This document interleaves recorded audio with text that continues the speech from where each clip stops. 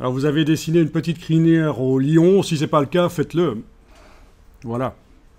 Faites-le. Ah tiens, j'ai ici la crinière qui devrait passer derrière l'oreille, ce serait peut-être pas plus mal. La manière la plus simple, c'est objet, disposition, arrière-plan. Objet, disposition, arrière-plan, et voilà, c'est passé derrière. Donc, vous avez dessiné une petite crinière. Et alors, on va s'amuser un peu. Je vous rappelle que ici, on voit les choses d'une manière technique. Je vais vous montrer quelque chose qui s'appelle le tourbillon. Ça ne veut pas dire que vous devez l'utiliser. C'est l'occasion d'utiliser cet outil et de voir qu'il existe surtout.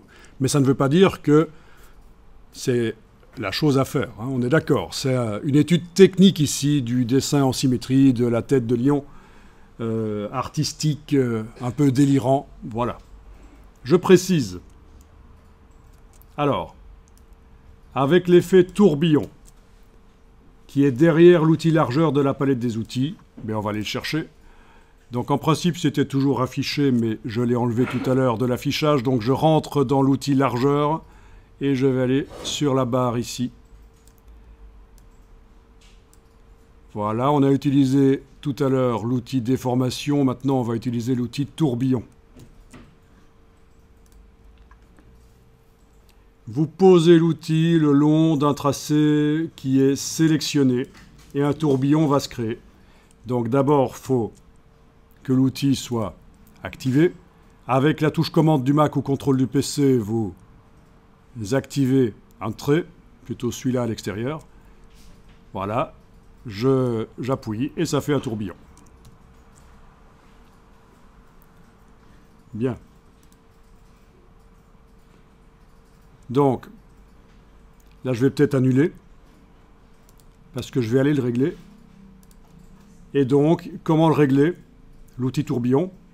Double-cliquez sur l'icône de cet outil pour faire apparaître ces réglages et modifier en largeur et en hauteur le diamètre du pinceau, afin que le rayon d'action de l'outil soit adapté au résultat visuel que vous souhaitez obtenir. Donc clairement, là, chez moi, c'était un peu trop grand, je trouve, peut-être. J'annule. Je vais donc double-cliquer sur l'outil tourbillon. Et là, à la place de 35, je vais aller mettre éventuellement 15, touche tabulation, 15, touche tabulation. Voilà. OK. Et donc, toujours sur mon trait qui est sélectionné, je vais pouvoir aller faire des tourbillons éventuellement. Suivant que vous restez plus ou moins longtemps appuyé, ça fait un résultat plus ou moins différent, évidemment. Et alors, c'est également dans cette boîte de réglage que vous trouvez le curseur vitesse du tourbillon.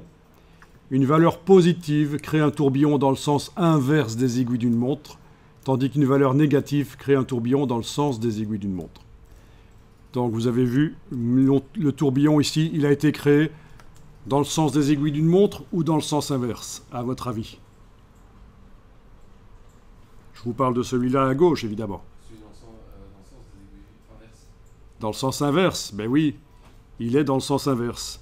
Donc en principe, si je m'en réfère au texte ici, une valeur positive de vitesse du tourbillon crée un tourbillon dans le sens inverse des aiguilles d'une montre. Donc en principe, la valeur serait positive. Je vais aller vérifier. En double-cliquant donc là sur l'outil tourbillon, on a vitesse du tourbillon. Ben oui, on a une valeur positive, 40 degrés ici. Je vais mettre une valeur négative, à peu près, hein. N'essayez pas d'avoir tip-top la même chose que moi, j'ai choisi un peu au hasard. OK. Et puis là, quand je teste, je devrais avoir dans le sens des aiguilles d'une montre. En effet, ça marche. J'annule si j'ai appuyé trop vite, trop longtemps, et que ça foire. Voilà. Amusant.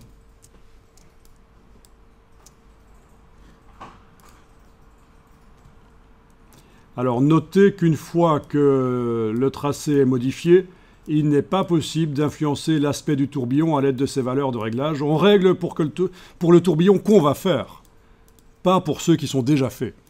Ben oui, c'est vraiment un outil modificateur de vecteurs. C'est pas dynamique, on ne sait pas aller modifier les tourbillons qu'on a déjà fait. D'où l'intérêt de sauvegarder régulièrement sous un autre nom.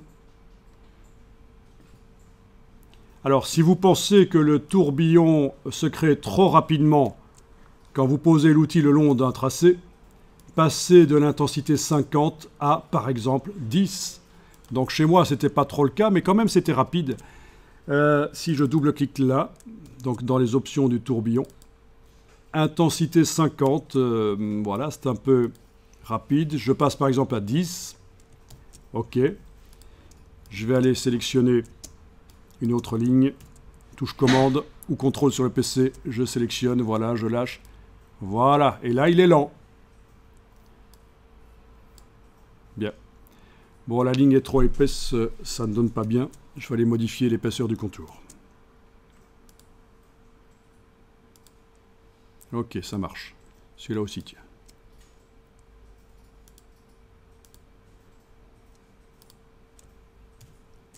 Voilà. Le tourbillon.